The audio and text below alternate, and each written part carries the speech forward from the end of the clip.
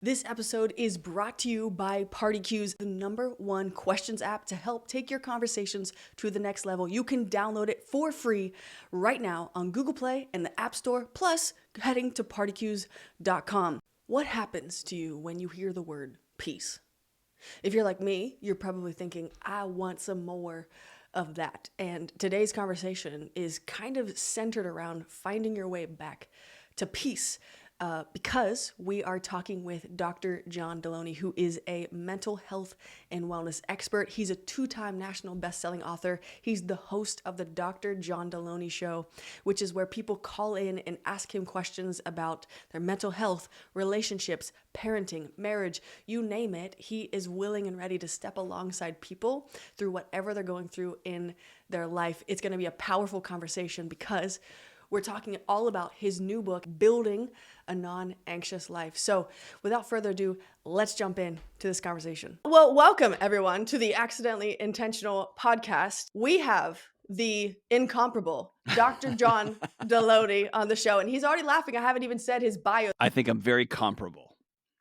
Well, I don't know. Once I start telling everybody here, what you guys need to know is that Dr. John Delony is a return guest to this podcast. He is a mental health and wellness expert. He has 2 PhDs. He has 2 national best-selling books, but really, he's someone that I consider a friend as well. He might be out here helping thousands of people, but today he's going to help all of us learn how to become better in all our relationships. So, Dr. John, my friend, welcome back to the show. What's up, Z-Money?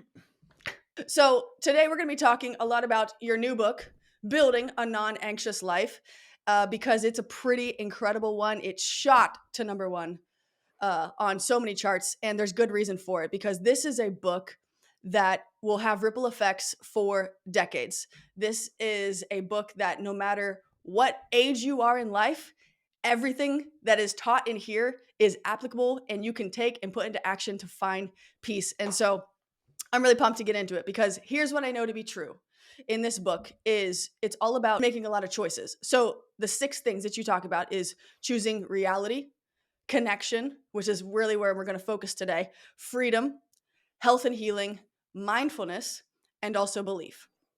And I don't want to spoil a lot of the book. So what I am going to tell you to do is go buy it.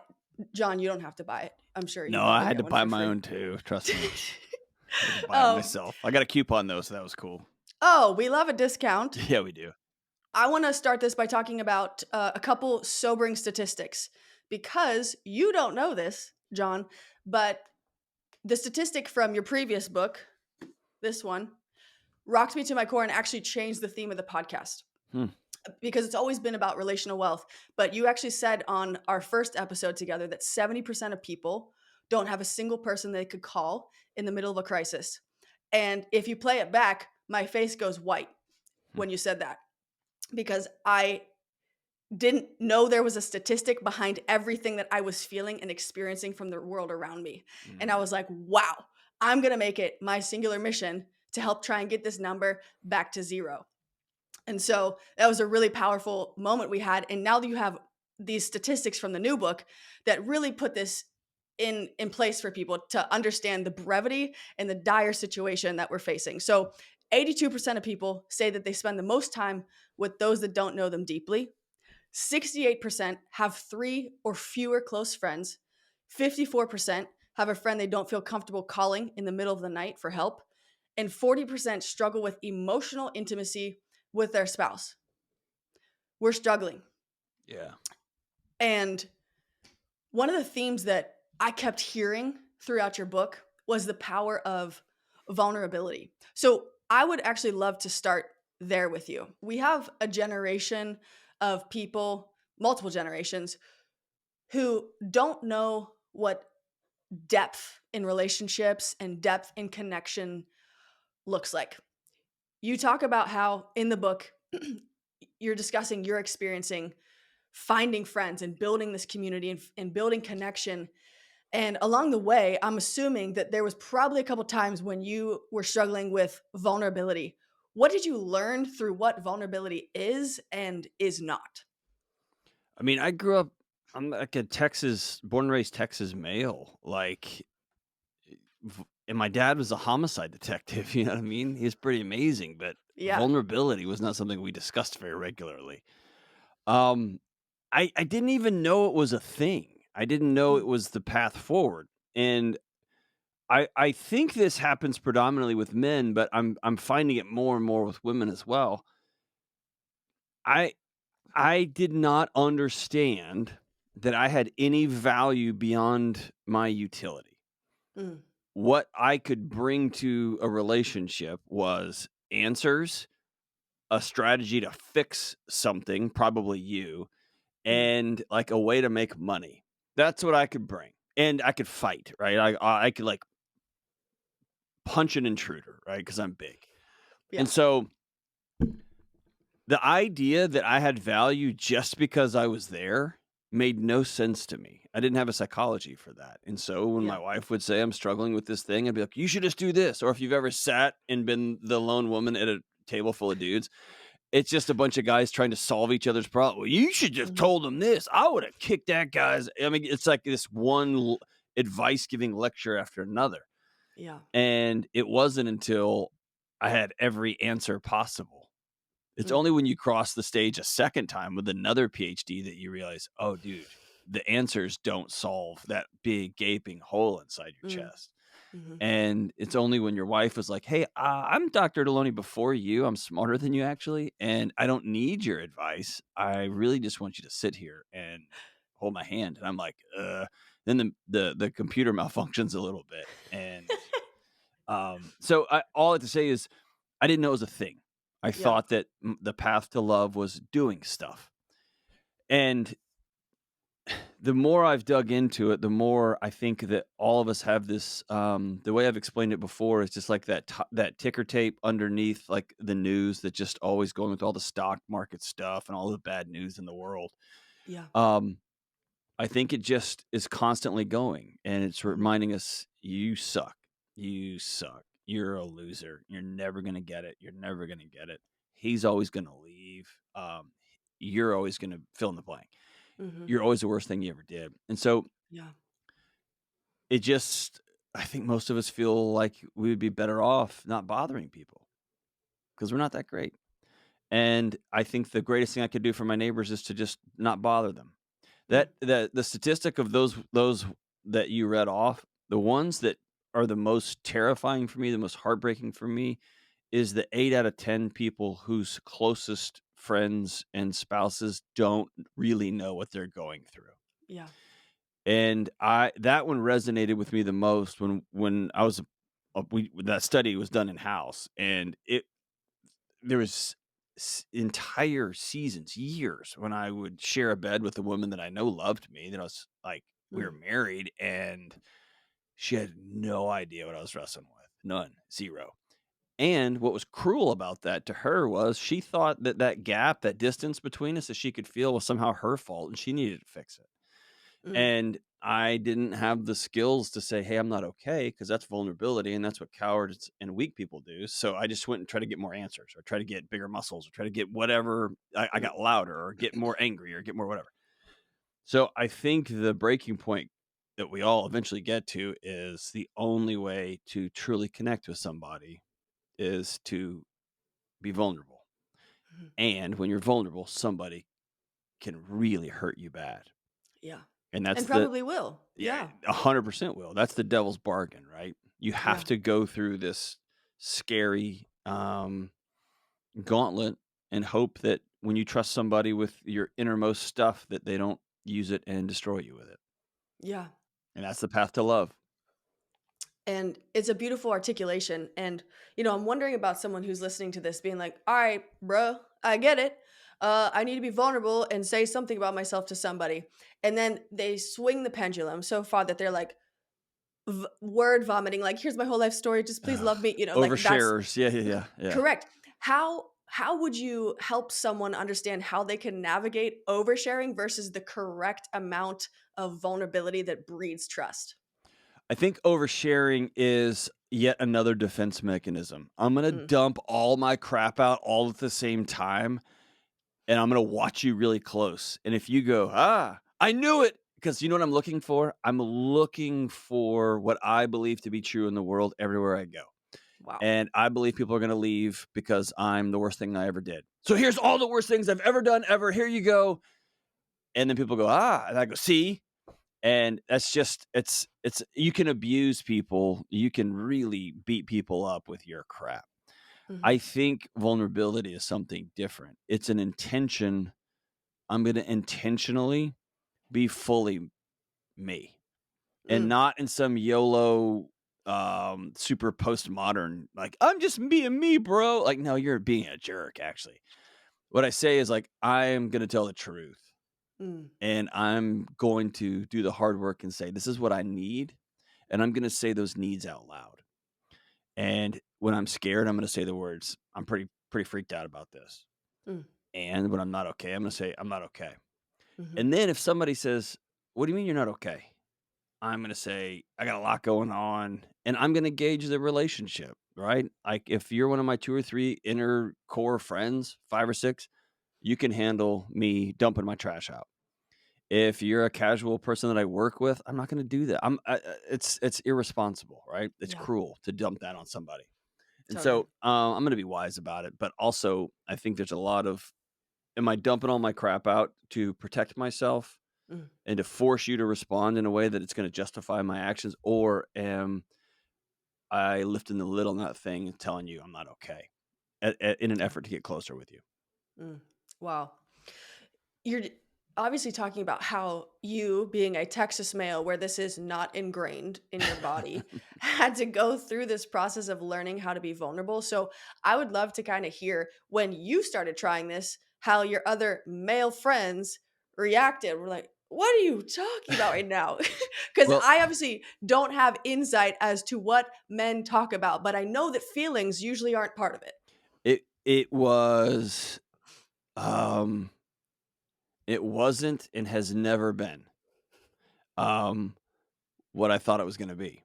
Mm, And I got a close buddy who's just rolled off being an active Navy SEAL. I've got buddies who are HVAC guys and plumbers, and I've got buddies who are bankers and attorneys and medical doctors.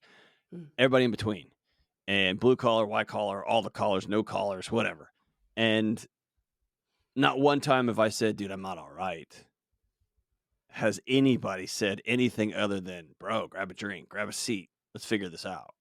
mm, And so I think there's an old joke about, uh, like, if you walked into a church and turned the lights off and you just said, "Hey, just a quick secret. If you have alcohol in your house, raise your hand." And then you flip the lights on, everyone would be like, "Oh, sweet, you too," right? Um, I find that same thing when it comes to being honest about what somebody's going through, mm, and or what I'm going through. I have just never, ever, ever experienced it. Now, maybe my friends get together and talk crap about me when I'm gone. I know during seasons when I was trying to hold it all together and I was not vulnerable and I was quiet, I know they had conversations like, "Bro's about to implode. Like, that mm, dude's crazy." I know mm. they did that, but they cared about me. They loved me and they thought I was going nuts and they weren't bailing on me. I've never had somebody turn around and burn me, um, in a friend context with something I've shared. That's amazing, and that speaks volume to how people desperately wanna be there for others, Mm. and I love that you talk about this in the book and how you're saying that it's such a wrong mentality to think, "I don't wanna bother them," because you're actually not giving people the opportunity to show up, which gives them life the same way that would give you life. And so I'd love to hear you kind of just talk more about that and how you watch that change in your own life by putting yourself out there and realizing, oh, people actually feel amazing when they get to come alongside me. Yeah, I mean, let's just call this out. Driving somebody to the airport and helping them move. That just sucks. That's just awful. Outsource that, right? Yeah, Um, yeah. I had a huge thing that I bought this weekend that I had a whole bunch of people over at my house. It was awful getting it out of my truck and getting into the house. It was terrible. And when it was all over, we'd gouged up the floor. I almost killed one guy, and the whole thing was a mess. It was a disaster. It was a classic Delony did not plan this and think this through moment. And we're all sweaty, hot, like our families are out in my front field just messing around. And one guy goes, dude, I love a good challenge. We solved it. And everybody kind of high fived. And it was kind of this like, gosh, we're dorks. And this was kind of awesome that we figured this out because it was a disaster. It was like 1,000 pound thing that I should not have brought. It was so stupid. But, um, so it originated with when I was working with college students. There was such a sudden spike in students dying by suicide. And Mm, then I had a particular run over a particular, like over several years. I just got so sick of calling parents and saying your kid has passed away. Or mm, I got so sick of leading um, memorial services or speaking at these young people's memorial services. It just was wiping me out. And then for those who were thinking about it or had tried and didn't go through and didn't, weren't successful, I just was dealing with it all the time. So I started reading everything I could about suicide. And one of the things from his name is Dr. Thomas Joyner, out of Florida State. He had like a three-legged stool when it come to suicide, and some of his models come and pulled apart. But the one that really rang true with me was this idea that somebody who ultimately dies by suicide is able to do it, has means to do it, and they kind of mm, practiced it. But here's the scary one: the perceived burdensomeness they felt in their guts that everyone's life around them was worse because they were there. And I remember going to help police departments, the local police department with people who died by suicide. And when I saw how carefully some of these young people who died had they had gone through such great lengths to make sure the people that they loved who came to deal with the aftermath would not have to deal with a huge mess or would not have to deal with it. But I was like, gosh, if you could just see that this amount love that you're putting forth for the people you care about, they feel that same way about you. And they mhm, couldn't see it. And so I began looking around like, where is this perceived burdensomeness? Where does that come from? And there's mm, pathology and all that. But then it started occurring to me, I don't remember. I haven't asked a neighbor for something in years. I just go to Home Depot and buy mine.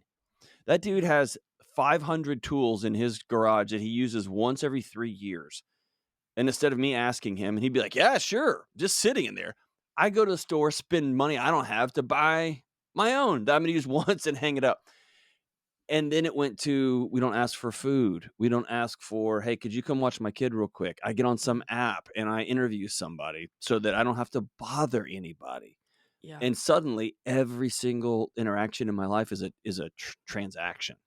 mm, There is no joint communication. And where it changed for me is I move out. Well, one was COVID. Like I had to make friends with my neighbors. That's all I had. And then we had some great cookouts and some great thises and that's. And hey, I'm running to the store. Do you need anything? And so that started to turn. And I remember when my neighbor would ask me, I felt so good because I felt so mm, powerless dealing with COVID because I was everything was off the table. My normal I've got value was gone. And when my mhm, neighbor's like, "Hey, could you go grab groceries if you're heading out there?" I was like, "Yes, I would love to." Well, then I moved out to the country. We live on some acres outside of Nashville, and my one neighbor is 75 years old, and he's got a big mm, tractor, and my driveway washed out. And I asked him, "Hey, could I was paying $1,000 every time to have somebody come back and regrade it, and I couldn't have keep doing that." And so he had a tractor, and he's like, "Man, I'd love to come help." So I gave my son some cash and put an envelope and told him to run up there and give it to him. So he did. Next time my driveway washed out a few months later, and I asked him, and he said, "Yeah, but I'm not taking. Don't ever put cash in my house again." And I was like, "Well, I don't really let people do stuff for free." And he said, "I'm your neighbor. I'll help out."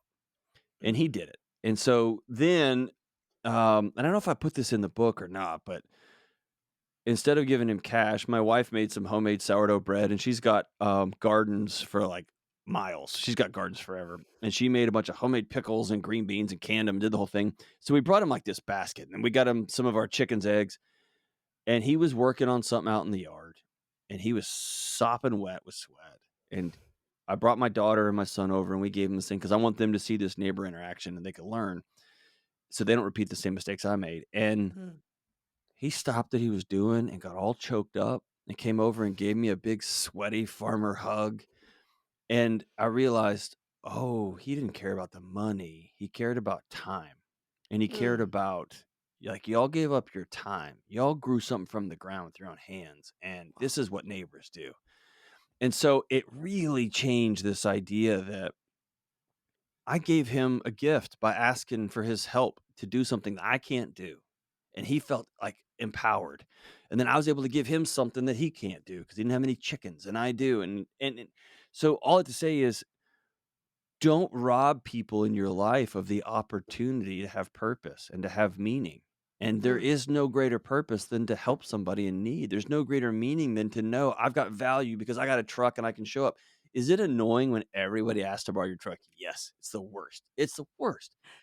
And be a grown up and say no when it's not a good time.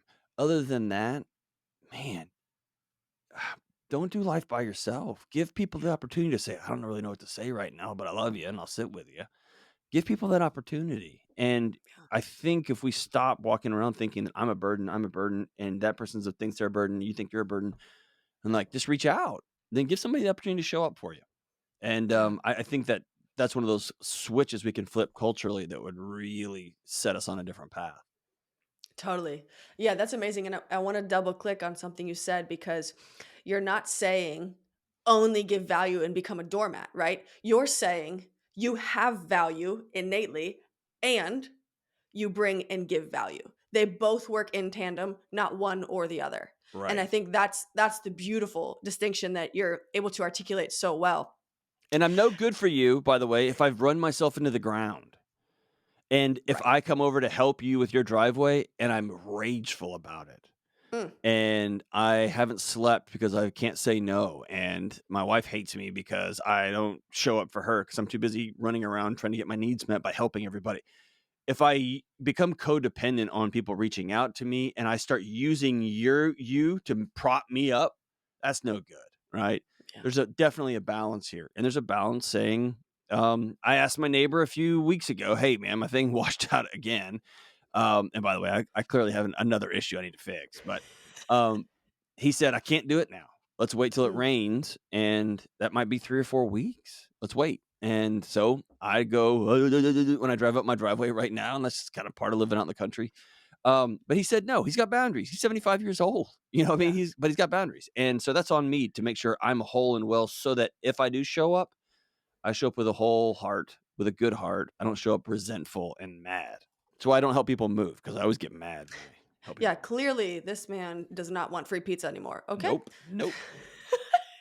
We love boundaries. Mhm. Well done. Right. That's actually what I want to talk about next because there's a couple buzzwords that are happening with pop psychology today: triggered, toxic, boundaries. They're all flying all over the Ugh, place. I just threw up Everything's a in my boundary. mouth 3 times.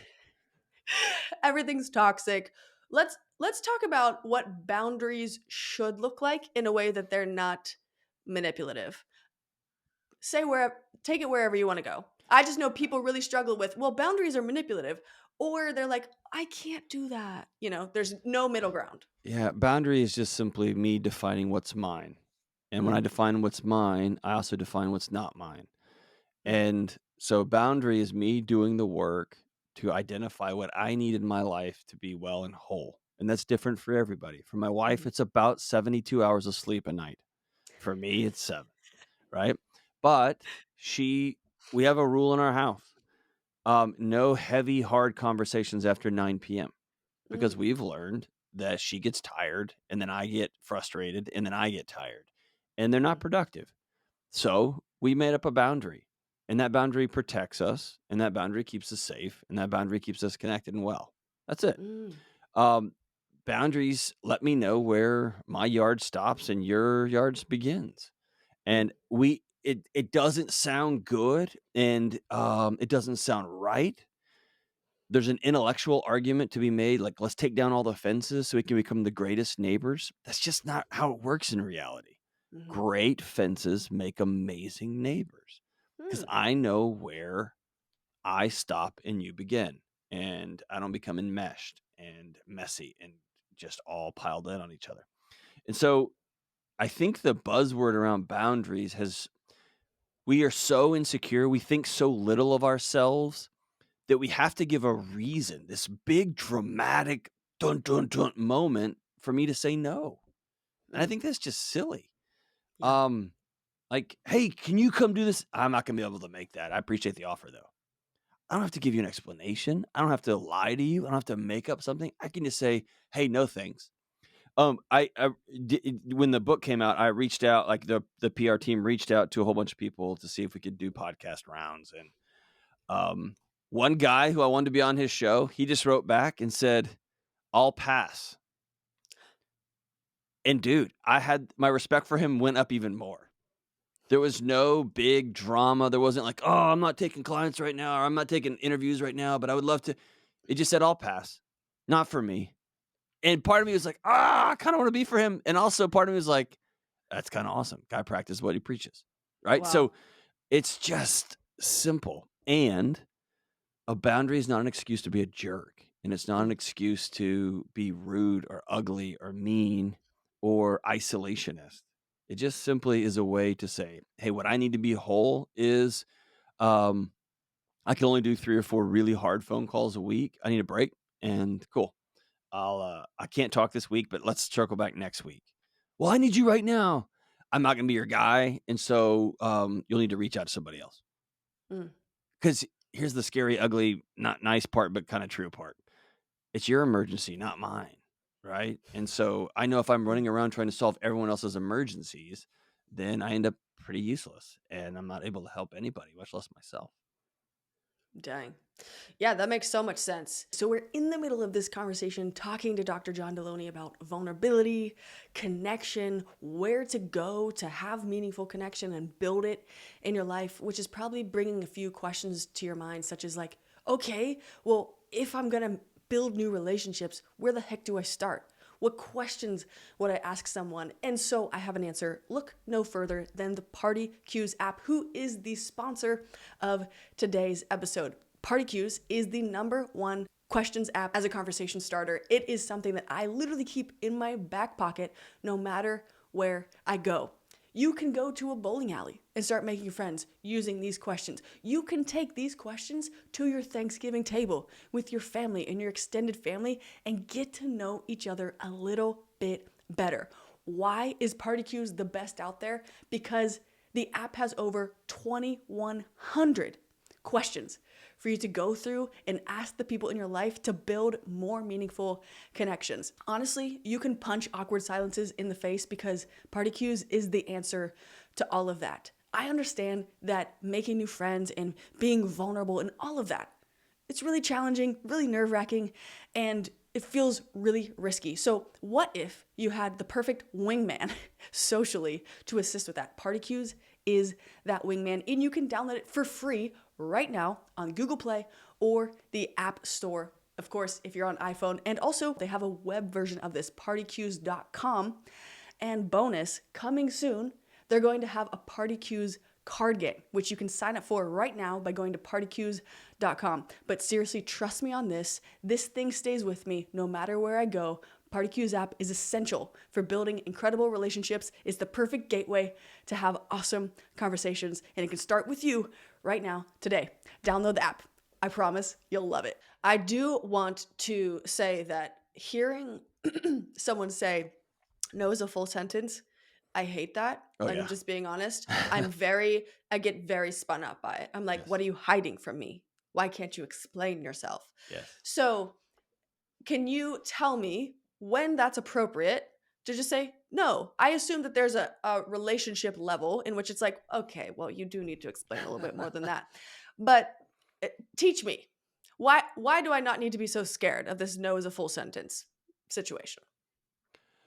On if you're the one saying no, you have to believe that you are worth at least as much as the person you are being requested by. Hmm. And most of us don't believe we have any value. We don't like ourselves, or our value's only found in what we can do and accomplish. And so we say yes to everything, trying to prop ourselves up, and we Hmm. burn ourselves out. And then people ask and we get mad, or people ask and we say yes and our spouses leave, right? They get mad. Mhm. If you're the other side of it and somebody asks me and I say, no, thank you, and I leave it at that, and you get mad, then for some reason, you have told your story to yourself that you're entitled to everybody. And that's a that's a you problem because you don't. And I think there's a limit to let me say it like this. It's important to find out that the universe doesn't revolve around us, right? And it's really hard when it kind of does until it doesn't, right? And Yeah. so I think that's why I think you and I have talked about this. I think that's why everybody goes insane around the national election time Mhm. because there's so much media coverage, so much drama, so much like, what about this? And who said this? And one time, a long time.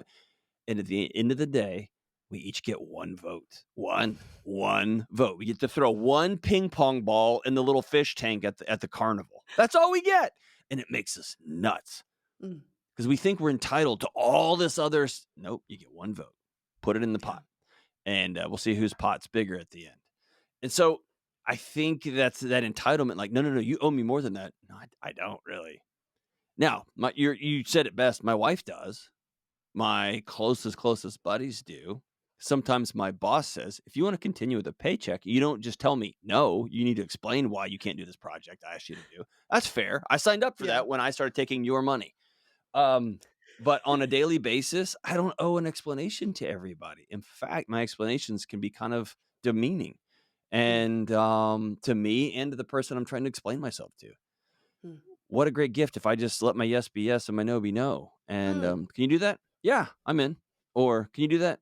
I'm not going to be able to make that. I appreciate the offer though. Cool. Mm. Anything beyond that, I get to choose. I'm getting mad about that, or I'm not going to get mad about that. No is a complete Well, sentence. See, I'm just kidding. I'm just kidding. well, I was gonna end the podcast and be like, I'm done being called out for the day. No, I'm kidding. Um, no, thank you for challenging that because that actually makes a lot of sense, and I am willing to rethink my stance now Well, hearing that. I, So, I also think that I hate Instagram tropes.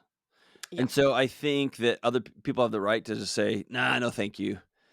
And no is a complete sentence like me, like Twitter clips, like they give me hemorrhoids. Like I'm not a fan of them, right? So I think both are true at the same time. yeah.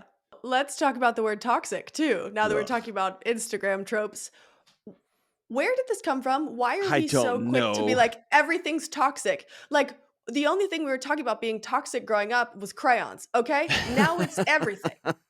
Or non-toxic. Yeah. The only thing I can think of, my buddy Michael Easter. If you and your audience have not read the book Comfort Crisis, it's a Okay. masterpiece. It's probably one of the top 5 most important books I've read in the last decade. Wow. And you should have him on your show. He's a way better guest than me. But he really walks through a long story short, about 250 years ago, we were able to, because of some technological advancements, to begin to solve quickly for things that were uncomfortable.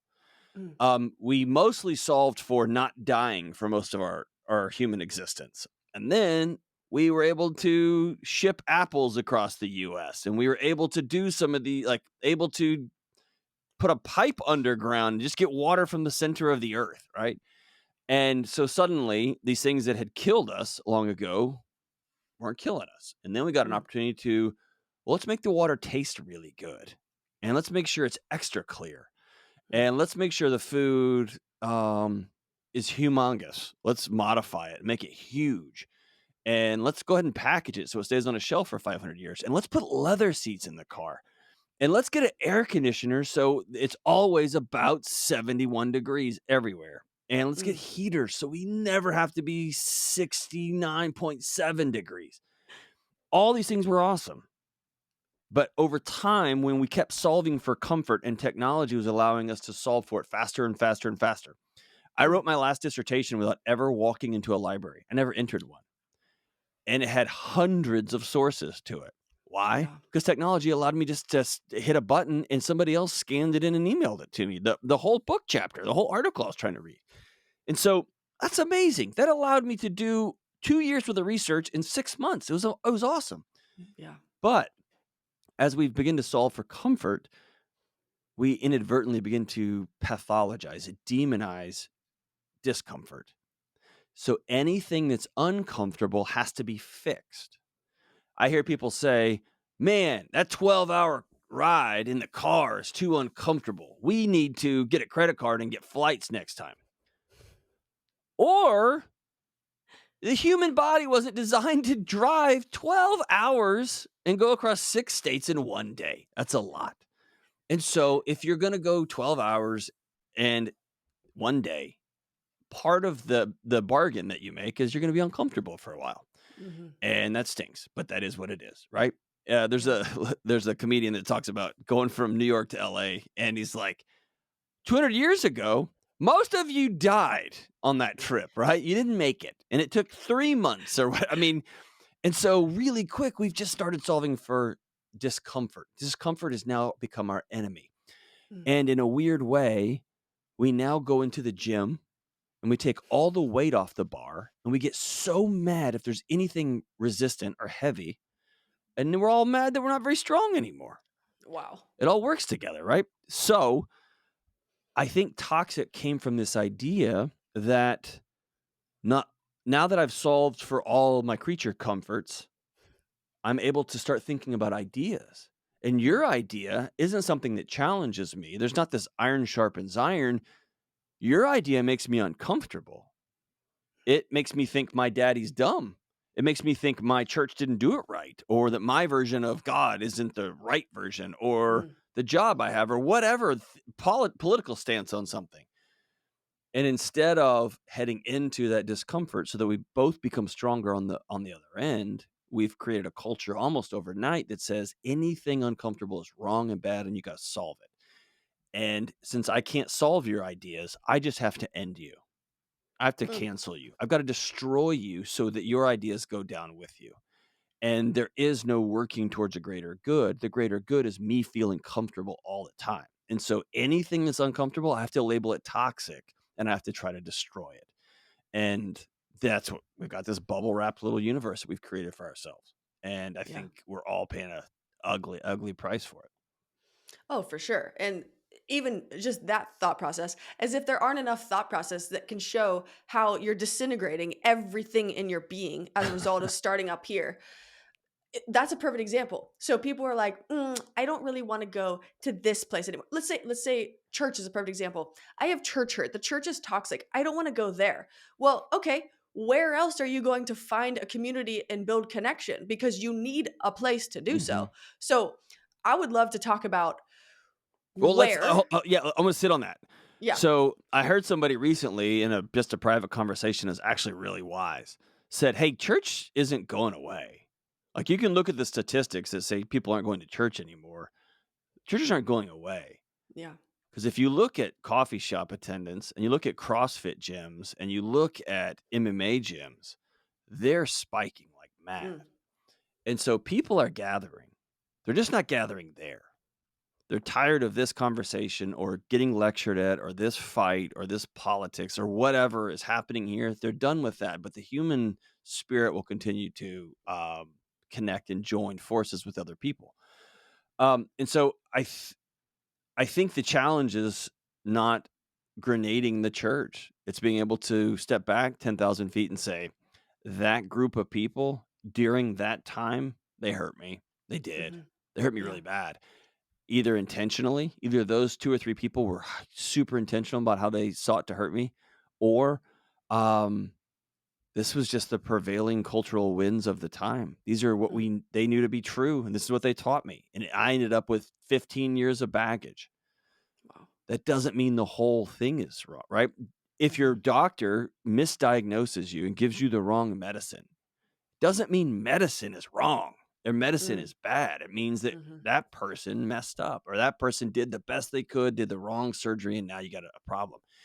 That doesn't mean you throw out surgery forever. That does mean your body's going to be pretty anxious when you sign up for your next surgery, rightfully so, because your body's not sure. stupid. It's pretty smart. Um, but that doesn't mean you get a pass on getting the tumor taken out. It doesn't mean you get a pass on meeting with people. It doesn't mean you get a pass on believing in something bigger than you. Mm, It means you have to own, yeah, those people hurt me. I got to go back in. And I'm going to be more discerning. I'm going to be wiser. I'm going to ask harder questions. I'm going to have better boundaries, like we talked about. but I'm going to go back in because that's where being whole actually resides. Mm. Yeah, that's beautiful. And, you're talking about a couple examples: church, BJJ gyms, coffee shops. There's places you can meet people, but I want to talk about what does someone need to think through when they're like, okay, I need to meet people. Okay, nowhere. Versus like, where's a good place where it's safe to build and create connections versus where's definitely a wrong place to start. I don't I don't know about that. I'm an old fuddy duddy now. I think number one, you have to know that isolation will kill you.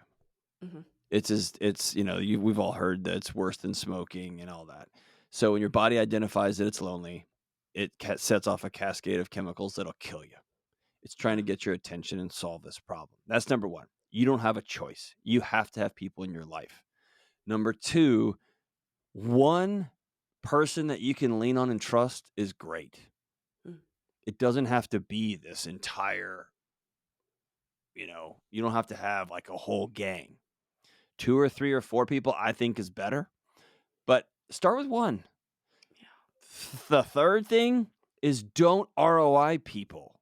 They're not a 401k account. You don't do a bunch of nice things for people so that they'll pay off for you later.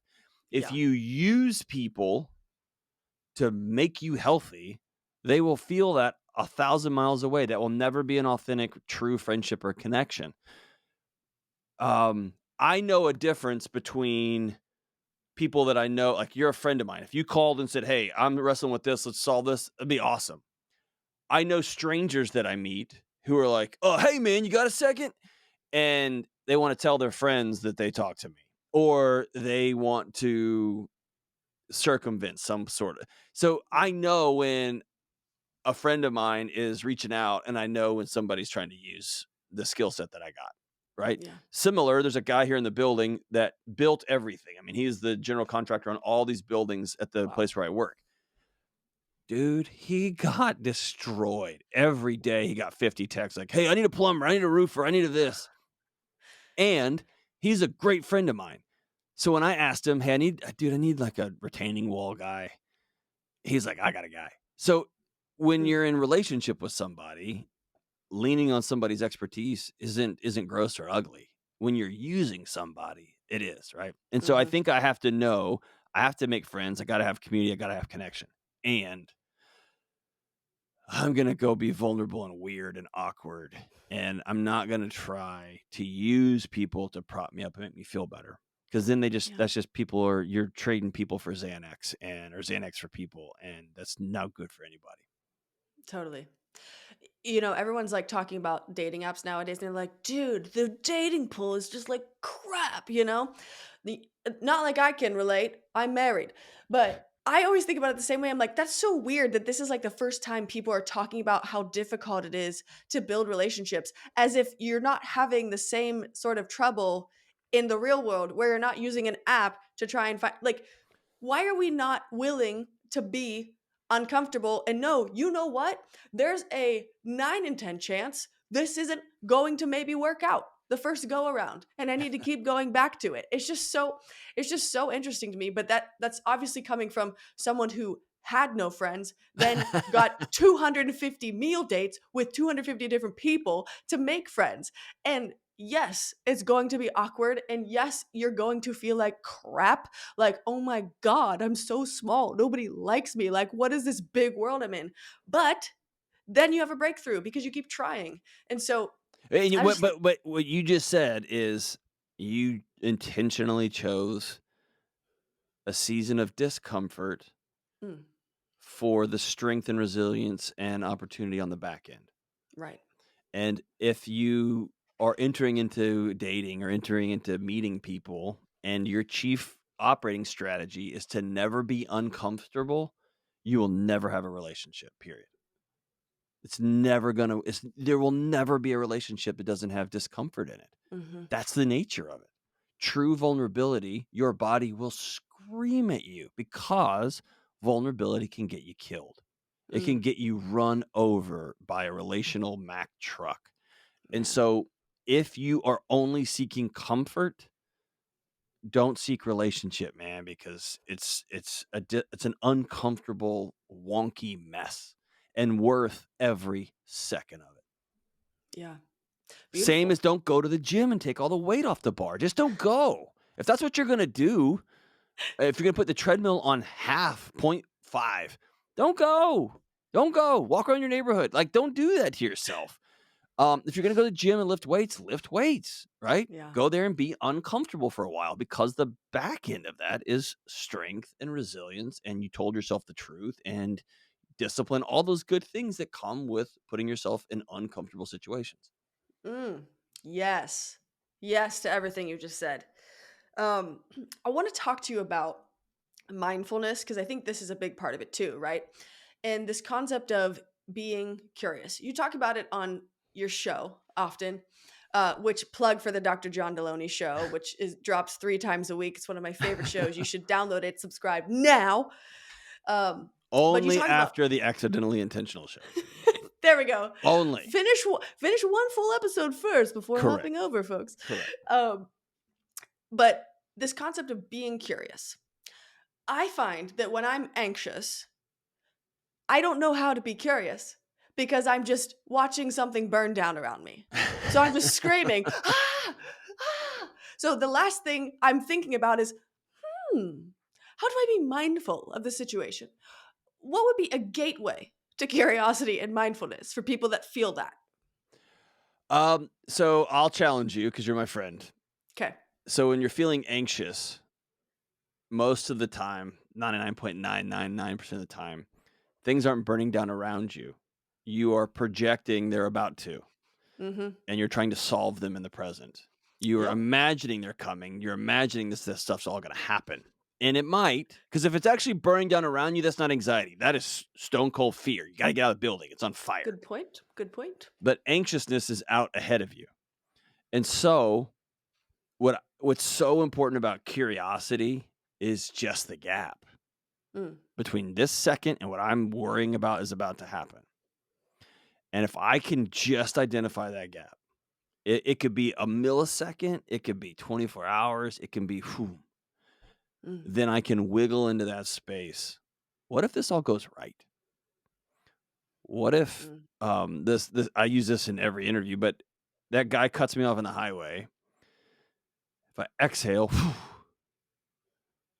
and I start making up a story about that dude. He's a millennial. He's just got a stupid truck or dumb car, and he's like listening to stupid music, and he's an idiot. He's probably on drugs. He's trying to kill everybody. I can do that, and I'm gonna give myself a stroke, and I'm gonna give myself a heart attack. Or I can go blow all that air out and quietly release the grip on the steering wheel just a tad, and I Mm, can whisper a prayer. Dear God, I hope he gets to the hospital before his wife dies.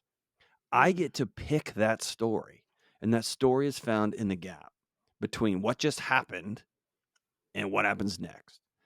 And so your boss emails you at 4 p.m. on a Friday. I mean, I'm sorry, at noon on a Friday and says, "Meet me in my office at 4:30." mm. Boom, we are off to the races. All the anxiety chemicals flood your system. It's fight or flight. It's go time. Yeah. Then I start creating stories. I wonder what they're mad about. If he's mad about this, I'm gonna. You start telling yourself imaginary stories, and that's the moment. Mm, I'm gonna be curious. I'm gonna be curious. That actually mm, happened recently. My boss, Dave Ramsey, sends a note and says, "Hey, I need to meet with you and one other guy." And I was like, mm. okay." And then I start. I mean, I'm an old man. I start like going down this treadmill in my mind, like, "What did I do? I didn't do anything. I think I'm great." And then at one point, I just started laughing. And I was like, "Good grief, John!" Like, and this is awful. I went through the checklist. Mm, You and your wife worked for almost 20 years, and you paid your house off. You're fine. mm, If your boss was really mad, he would have called your cell phone. If your boss was really mad, your direct supervisor would have called you before. And why don't you just send a text to a couple of people and see what the meeting's about? And that's what I did. And then I got some great information back. And I went on about my day. And so instead of choosing, I can't choose my body's response. It's going to do what it's going to do. I can't choose the guy cutting me off. I can't choose the email from my boss. I can't choose if my wife says, "Hey, this marriage isn't working." I can't choose Mm, those things. They happen. I can choose to take a deep breath as hard as I can and to blow it out and intentionally pull my shoulders down and ask myself, huh, I wonder what my body's trying to protect me from. Oh, from getting fired? That's real. Oh, from my wife just like leaving me? That's real. Let's pull that apart a little bit. mm, And when my body starts kicking up those stories and, oh my gosh, if he's mad about this, I'm going to tell him. None of that's real. I'm not ever going to have those conversations because I'm a coward. None of that's going to happen. And so I'm going to choose curiosity. As much as I want to cast judgment on everything. That guy's driving in front of me. He sucks. My boss, my wife, that's just me judging. I'm just going to stop with the judgment. mm. That politician, he just said that because I don't know. I wasn't in that room. I have no idea why he said that. I Yeah. can make up a bunch of fun stories that make me feel good and give me a false sense of security so I can sleep at night. But I don't know what's happening in those meetings. I know it just looks bad. Great. I'm gonna be curious about it. What if what if he knows something I don't know? Huh. Ta-da. One of those things calms me down and one of those freaks me out. And at this stage, dude, I'm just looking for peace. Yeah. No, that's great. And a Oh, let me whole say the one more thing yes, please. about peace. I used to train MMA a lot and spending time with professional fighters. These are dudes who make their living by fighting other grown men for money. And that used to be like the funniest, you know, what you do for a job, you punch other people in the face for money. Just saying, it was just, I used to always get a kick out of that. I love that. They are the calmest human beings you can be around, Mm, other than like monks. mm, And every one of them to a person would say, if I get angry in a ring, I lose every time mm, because I get emotional. And when I get emotional, my brain stops reacting on training. It stops being critical of like critically assessing a situation and it just goes bonkers. And that's when mm, somebody knocks your teeth out. And so I have to know this in my home. If I really want to help my marriage, I'm going to be curious and not throw judgments everywhere. Because when I'm curious, I can keep a clear head. When I start judging, I get ramped up. The cortisol and adrenaline dumps and it's on. mm. If my boss is really going to fire me and we need to have some hard conversations, I want to be as peaceful as possible walking into that room because otherwise I'm going to get emotional. I'm going to get mad. I'm going to say a bunch of wild things or I'm going to clam up. I'm going to go to my default response systems in my body that try to keep me safe. I'm going to go to curiosity and that's going to allow me to effectively engage in whatever true situation I'm involved in. Wow. Yeah, thank you for going there because that makes so much more sense. And if you're listening to this and you're like, that's literally the word I've been looking for my entire life is peace, then you're definitely going to want to pick up John's book because he teaches us about how that overactive alarm system called anxiety can actually be recalibrated to work at normal levels with your alarms and help you find that beautiful thing called peace in your life once again. John, is there anything that we didn't discuss today that you would love to just share with the audience before we break here? Yeah, we got to dig into that gold chain you're wearing still. I What do can't. we Can do? anyone even see? Here it is, everybody, in case you're wondering. It is awesome. It Here's the kinda funny makes me story, wanna though. stop, collaborate, and listen. Come on. I'm It ki proud of you. it kinda makes me Look wanna. at you. No, actually, I'm Look at, super jealous. I'm gonna get one this weekend. It well, looks dope. It you, looks fantastic. well, you might be getting mine if you keep talking about it here enough. No, it's awesome, man. But the best part is, you wanna talk about trends? I got this for my 13th birthday from my Ayo. parents. Put it And away for 20 years. We back, baby. that's right. Here we go. And as Frozen did not sing, "Never Let It Go." Well, John, I just want to thank you publicly because I listen to your show. Millions of people listen to your show. And it's one Dozens, thing. dozens. Okay, no. No, I'm correcting you. We're not going to make up stories that there's only 10 listeners anymore. There's millions of people that listen to your show. And it's one thing to hear someone give advice all day long, but it's another to listen to someone who is authentically walking with you in everything and sharing vulnerably his own experience and where he's messed up and where he's learning to grow and where he's being challenged and challenging himself. And you are not just that when you're on a hot mic. You are also that outside of it as well. You have been so impactful for my life, and I'm so grateful for the friend that you are and the unbelievable source of wisdom, hope, and inspiration that you are to millions around the world. So, thank you so much for all that you do. And I thank you so much for returning to the Accidentally Intentional podcast. Well, I'm grateful. Thanks for being my friend. And as a reminder, make sure you pick up your own copy of Dr. John Delony's book, Building a Non-Anxious Life. This is the perfect time of year to buy this because the holidays are coming upon us. Maybe you know someone that's anxious. Maybe you yourself are that anxious person. And I believe we all really can experience the freedom that there is within peace. And this very book help us get there. So you can buy it wherever books are sold. Follow John Delony at John Delony on Instagram, and also absolutely take a listen to his show, The Dr. John Delony Show, wherever you listen to podcasts and also on YouTube. Special thanks once again to Party Cues for sponsoring today's episode. Remember, you can download Party Cues right now for free on Google Play or the App Store, and make sure that you have that #1 questions app right in your pocket for any situation you find yourself in where you want to build a meaningful relationship and connection. We'll see you next time.